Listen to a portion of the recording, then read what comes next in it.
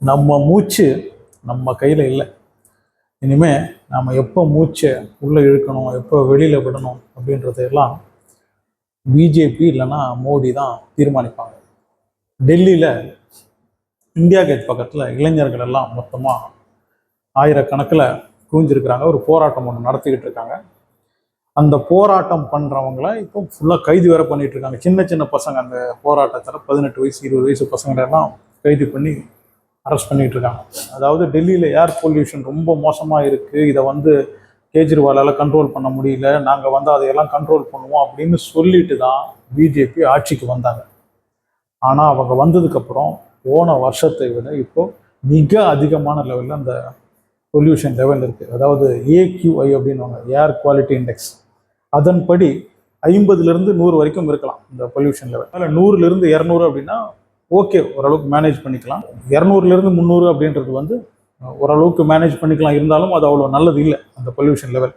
300லேருந்து 400 அப்படின்றது ரொம்ப டேஞ்சரஸ். அந்த மாதிரி பொல்யூஷனில் நம்ம வெளியிலேயே போகக்கூடாது. அப்படி போனால் கூட மாஸ்க்லாம் போட்டுட்டு போகணும். 400லேருந்து அது 400க்கு மேலே போச்சுன்னா அது ரொம்ப டேஞ்சரஸ். போன வருஷம் அந்த மாதிரி நிறைய பேர் உயிர் இழந்திருக்கிறாங்க. ஸோ இப்போது டெல்லியோடைய பொல்யூஷன் லெவல் அப்படின்றது அந்த AQI இண்டெக்ஸ் படி சில வீடியோஸ்லாம் பார்க்கும்போது 700 எல்லாம் தாண்டி கிடக்குது. 700 எல்லாம் தாண்டி, 400 அப்படின்னாலே டேஞ்சர், 700 தாண்டி இருக்குது. ஆனால் இந்த கவர்மெண்ட்டை அதை ஒத்துக்கிறதுக்கு மறுக்கிறாங்க. அதாவது நாங்கள் வந்தால் எல்லாத்தையும் சரி பண்ணிவிடுவோம், பொல்யூஷன்லாம் இருக்காது அப்படின்னு சொல்லிட்டு வந்தாங்க இல்லையா. இப்போ அதுக்கு முதல்ல ஒரு சின்ன ஸ்டண்ட்லாம் வர பண்ணாங்க.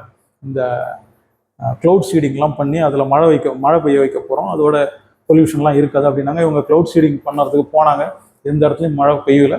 அதை க்ளவுட் சீடிங் பண்ணாங்களா இல்லையான்னு தெரியல, அங்கே போயிட்டு என்ன தான் போட்டாங்கன்னு தெரியல. இந்த க்ளவுட் சீடிங்கில் மழையெல்லாம் பெய்யலை. இப்போ திருப்பி அந்த பொல்யூஷன் லெவல் ரொம்ப அதிகமாகிட்டு இருக்குது. இவங்க இதை ஒத்துக்காததுனால, அதாவது இங்கே பொல்யூஷன் எவ்வளோ இருக்குன்னு மக்களுக்கு சொன்னால் தானே தெரியும் வெளியில் போகலாமா வேண்டாமா. இவங்க அதை சொல்ல மாட்டாங்க. ஏன்னா அப்படி சொன்னால் தெரிஞ்சிருமே இவங்களால கண்ட்ரோல் பண்ண முடியல அப்படின்றதுனால. இல்லை இவங்க சும்மா வாய்ஸ் அவுட் ஆள் விட்டுட்டு தான் வந்தாங்க அப்படின்னு மக்களுக்கு தெரிஞ்சிடும் அப்படின்றதுனால இவங்க அந்த பொல்யூஷன் எவ்வளோ, இந்த 400க்கு மேலே கிட்டத்தட்ட அந்த 700 வரைக்கும்லாம் கூட வந்திருக்கு, அதை வெளியில் சொல்லாமல் இருக்காங்க. அதனால் மக்கள் வெளியில் போகிறாங்க. நிறைய பேர் பல பிரச்சனைக்கும் ஆளாகிறாங்க. பொல்யூஷனுடைய லெவலை இவங்க கரெக்டாக சொல்லாததுனால எந்த இன்ஸ்டிடியூஷனுமே எதுவுமே மூடலை. ஆஃபீஸ் பட்டுக்கு நடக்குது, ஸ்கூல் பட்டுக்கு நடக்குது, மக்கள் பட்டுக்காக போய்கிட்டு இருக்காங்க. அதனால் நிறைய பேர் பாதிக்கப்படுறாங்க. ஸோ இதனால் இந்த பொல்யூஷனை கண்ட்ரோல் பண்ணணும் அப்படின்றதுக்காக தான் இந்த மக்கள், இந்த இளைஞர்கள்லாம் இந்தியா கேட் முன்னாடி ஒரு போராட்டம் நடத்தினாங்க.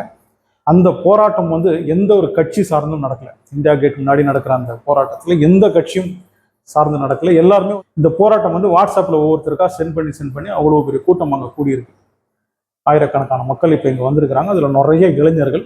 அவங்களையெல்லாம் தான் நம்ம மோடி அரசு, பிஜேபி அரசு கைது பண்ணி உள்ளே கொண்டு போயிட்டு இருக்காங்க. சின்ன சின்ன பசங்க, அந்த வீடியோ பாருங்கள், உங்களுக்கே தெரியும்.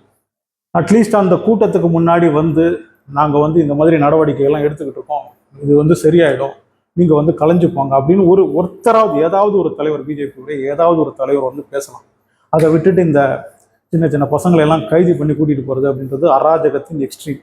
இது அந்த டெல்லி மக்களுக்கு தேவை. ஏன்னா அப்போ ஓட்டு போடும்போது கொஞ்சம் யோசிச்சிருந்தாங்கன்னா, நாம் ஓட்டு போடுறது நம்மளுடைய பசங்களுடைய எதிர்காலத்துக்காக, அவங்களுடைய அந்த வாழ்க்கைக்காக, அவங்க சுவாசிக்கிற காத்துக்காக அப்படின்னு அப்போ யோசிச்சிருந்தாங்கன்னா இப்போ இந்த மாதிரி கஷ்டப்பட வேண்டியதில்லை. இப்போ இந்த பசங்களுடைய பெற்றோர்கள்லாம் ஓட்டு போட்டிருப்பாங்க, யாருக்கு, பிஜேபிக்கும் ஓட்டு போட்டிருப்பாங்க. அவங்கெல்லாம் அனுபவிச்சு தான் ஆகணும். ஏன்னா பிஜேபிக்கு எந்த இடத்துல ஓட்டு போட்டாலும் அவங்க அனுபவிச்சு தான் ஆகணும். கேரளாவில் ஒரே ஒருத்தரை செலக்ட் பண்ணாங்க, சுரேஷ் கோபி அப்படின்னு. இப்போ ஐயோ தெரியாமல் பண்ணிட்டோம்னு தவிக்கிறாங்க. அந்த திருச்சூர் அப்படின்ற அந்த மாவட்டத்து மக்கள் எங்கேயாவது வந்தாங்கன்னா, ஓஹோ நீ தான் சுரேஷ் கோபிக்கு ஓட்டு போட்டவனா அப்படின்னு ஒரு மாதிரி பார்க்க ஆரம்பிச்சுறாங்க. அவங்களுக்கும் ரொம்ப தலை குனிவாக இருக்குது. திருச்சூர் மக்களுக்கு தலை குனிவாக இருக்குது இந்த சுரேஷ் கோபியை தேர்ந்தெடுத்ததுனால. இதுதான் இப்போ டெல்லி மக்களுக்கும் நேர்ந்துக்கிட்டு இருக்கு. எதுக்கு தேவையில்லாமல் இந்த பிஜேபியை தேர்ந்தெடுத்தோம் அப்படின்னு இந்த மக்கள் அவஸ்தைப்பட்டுக்கிட்டு இருக்காங்க. ஏன்னா உண்மையாக சொல்ல மாட்டாங்க. இவங்களுடைய மெயின் பிரச்சனையே அதுதான். என்ன பிரச்சனை நாட்டில் நடந்தாலும் அது வெளியிலேயே சொல்ல மாட்டாங்க. எல்லாம் சூப்பராக இருக்குது, அருமையாக இருக்குது அப்படின்னு பொய் சொல்லியே மக்கள்கிட்ட அந்த உண்மை தெரியாமல் இப்படி அவஸ்தைப்பட்டுக்கிட்டு இருக்காங்க. சரி, இந்த பிரச்சனை நடந்துகிட்டு இருக்கு. ஜி எங்கே இருக்காருன்னே தெரியல. அமித்ஷா எங்கே இருக்காரு தெரியுமா? அவர் பீகாரில் மௌரியா அப்படின்ற ஒரு 5 ஸ்டார் ஹோட்டலில் எல்லா சிசிடிவியையும் அங்கே இருக்கிற அந்த ஹோட்டலுடைய சிசிடிவி எல்லாம் பேப்பரில் கவர் பண்ணிட்டு ஏதோ ஒரு ரூமில் உட்காந்துருக்கிறார். இவர் ஏன்பா சிசிடிவிலாம் கவர் பண்ணிட்டு அங்கே உட்காந்துருக்கிறாரு அப்படின்னா, இந்த ஃபர்ஸ்ட் பேஸ் எலெக்ஷன் நடந்தது பாருங்கள் பீகாரில் 122 இடத்துல, அதோட ரிசல்ட் வந்து கிட்டத்தட்ட அவங்களுக்கு தெரிஞ்சு போச்சு. அதாவது மகாகட்பந்தன் ராகுல் காந்தி தேஜஸ்வி இவங்க கூட்டணி தான் ஜெயிக்க போகுது, இவங்க பெரிய லெவலில் ஜெயிக்க போகிறாங்க அப்படின்றது அந்த ஃபர்ஸ்ட் பேஸோடைய ரிசல்ட் தெரிஞ்சதுனால, ரெண்டாவது பேஸ் எப்படியாவது நாம் வந்து எதையாவது செஞ்சு ஜெயிக்கணும் அப்படின்றதுக்காக பல திட்டங்களை போடுறதுக்காக சிசிடிவியோடைய, அதாவது 5 ஸ்டார் ஹோட்டலுடைய சிசிடிவி எல்லாம் பேப்பர் வச்சு மறைச்சிட்டு அங்கே எதையோ திட்டத்தை போட்டுக்கிட்டு இருக்காங்க. அதுக்கேற்ற மாதிரியே பீகாரில் இப்போது சில விஷயங்கள் நடக்கவும் ஆரம்பிச்சு. ஸ்ட்ராங் ரூமில் இருக்கிற சிசிடிவி எல்லாம் ஒரு அரை மணி நேரம் ஆஃப் ஆகிருக்குது. அரை மணி நேரம் ஸ்ட்ராங் ரூமுடைய சிசிடிவி எதுவும் ஒர்க் பண்ணல. அந்த நேரத்தில் அந்த ஸ்ட்ராங் ரூம் பக்கத்தில் இருந்து 2 வண்டி வேறு கிளம்பி போயிருக்குது. ஸோ ஏதோ அங்கே நடந்திருக்குது. இவங்களுக்கு வந்து ஒரு நிமிஷம் சிசிடிவி ஆஃப் பண்ணாலே பல விஷயங்களை செஞ்சுருவாங்க. அரை மணி நேரம் அவங்க கையில் கிடச்சிருக்குது. கொண்டாடி இருப்பாங்க அந்த அரை மணி நேரத்தை. அடுத்து என்னென்ன எப்படியெல்லாம் ஜெயிக்கணும் அப்படின்றதெல்லாம் அந்த அரை மணி நேரத்தில் அந்த தீர்மானம்லாம் அங்கே நடந்திருக்கும். இதை தான் வந்து அவர் மௌரியா ஹோட்டலில் திட்டமும் போட்டிருப்பாரு நம்ம அமித்ஷா. ஸோ இப்படி இருக்குது நம்மளுடைய நாட்டுடைய நலம். நாம் வந்து எந்த மாதிரி காற்றை சுவாசிக்கணும் அப்படின்றதெல்லாம் கூட பிஜேபி தான் தீர்மானிச்சுக்கிட்டு இருக்காங்க. ஏன் பொல்யூஷனாக இருக்குதுயா, எங்களுக்கு வந்து ஏதாவது வழியை செய்ய அப்படின்னு கேட்டால் இப்போ ஜெயிலுக்குள்ளே போ, அங்கே போ. இப்போ இந்த டெல்லி ஜெயிலுக்குள்ளே மட்டும் நான் இவங்க வந்து ஃபில்டர் பண்ணிய காற்றை விட போகிறாங்க. இதே 400 500ன்னு போகிற அந்த பொல்யூட்டடான காற்றை தான் அவங்க அங்கே அதுக்குள்ளேயும் சுவாசிக்கணும். ஓட்டை போட்டாச்சு, அதனால் காற்றுல எவ்வளோ பொல்யூஷன் இருந்தாலும் நாம் சுவாசிச்சு தான் ஆகணும். இளைஞர்கள்லாம் போராட்டம் பண்ணால் ரோட்டுக்கு வர ஆரம்பிச்சிட்டாங்க. பீகாரில் பிஜேபி எம்எல்ஏக்கள் எல்லாம் அடித்து துரத்த ஆரம்பிச்சிட்டாங்க. பிஜேபியை சேர்ந்த எவன் வந்தாலும் சாணியாலேயும் மற்ற எதாலேயோ தூக்கி அடித்து துரத்த ஆரம்பிச்சிட்டாங்க. ஸோ மக்கள் வந்து ஒரு அளவுக்கு அங்கே செட்டாக நிற்கிறாங்க.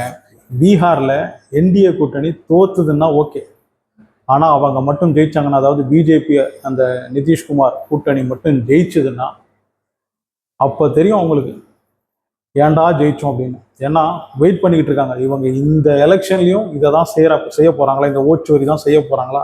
பவன் சிங் அப்படின்ற ஒரு எம்எல்ஏ, பீகாருடைய ஒரு எம்எல்ஏ, அவர் வந்து பவர் ஸ்டார் அப்படின்னு கூப்பிடுவாங்களாம்.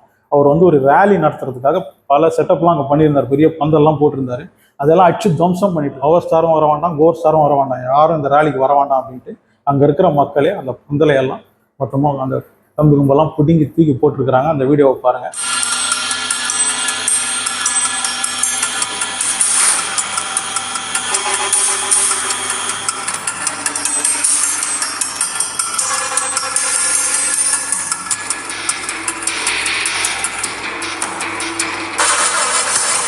பிஜேபியில் எங்கே போனாலும் சுற்றி சுற்றி அடிக்கிறாங்க. நம்ம ரஜினிகாந்த் ஒரு படத்தில் சொல்லுவார், சுற்றி சுற்றி அடிப்பண்டா, பறந்து பறந்து அடிப்பண்டா. இதுதான் இப்போ பிஜேபியோடைய எம்எல்ஏங்களுக்கெல்லாம் பீகாரில் நடந்துக்கிட்டு இருக்கு.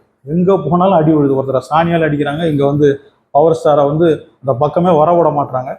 அதே நேரத்தில் அங்கே தேஜஸ்வி ராகுல் காந்தி அவங்களுடைய ஒரு ரேலி ஒன்று நடந்துக்கிட்டு இருக்கு. நேற்று நடந்தது. 5 லட்சம் பேர்கிட்ட வந்திருக்கிறாங்க. இதை எந்த ஒரு போடி மீடியாவும் காட்டல.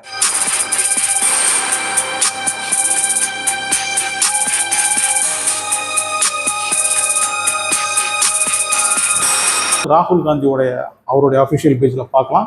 தேஜஸ்வி வந்து போஸ்ட் பண்ணியிருக்காருன்னு நினைக்கிறேன். பாக்கி எந்த ஒரு மீடியாலையுமே, அவ்வளவு சேனல் இருக்குது நார்த்தில், ஒரு சேனல்லையும் இவ்வளோ பெரிய அந்த கூட்டம் வந்ததை பற்றி காட்டவே இல்லை. மக்கள் மொத்தமாக அவங்க பின்னாடி திரண்டு நிற்கிறாங்க. இந்த நேரத்தில் இவர் இந்த மாதிரிலாம் பல வேலைகளெல்லாம் செஞ்சு அந்த மௌரியா ஹோட்டலில் உட்காந்துக்கிட்டு சிசிடிவி எல்லாம் க்ளோஸ் பண்ணிவிட்டு திட்டத்தை எல்லாம் போட்டு அமித்ஷா வந்து இந்த பீகார் எலெக்ஷனில் ஒரு வேளை அந்த திட்டத்தை வச்சு ஜெயிச்சாருன்னா அது அவருக்கே தான் பேக் ஃபேர் ஆகும். பீகாரை பொறுத்த வரைக்கும் இந்த என்டிஏ கூட்டணி தோத்துதுன்னா தப்பிச்சாங்க, இல்லைன்னா வேலியில் போகிற ஓனானை அவங்களே எடுத்து விட்டா மாதிரி ஆகிடும்.